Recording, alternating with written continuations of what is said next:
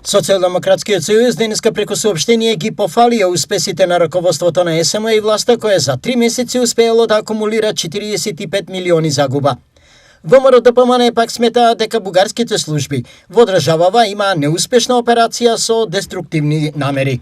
Неспособното раководство на СМ за само 3 месеци во 2025 година направило загуба од 45 милиони евра или дополнителни 11 милиони евра во споредба со истиот период во 2024 година.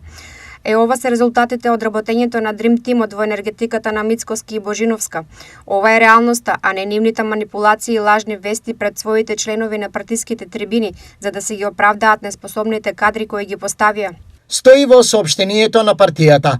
Безуспешна координирана операција за дискредитација спроведена од букарските служби и нивните соработници во Македонија.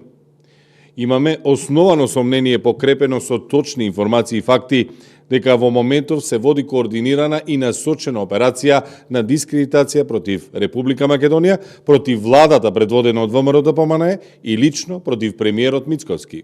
Оваа операција се спроведува со употреба на класични хибридни методи: ширење лажни информации, конструирани афери, фабрикувани документи, лични и семејни дискредитации и злоупотреба на човечки трагедии и економски инсинуации.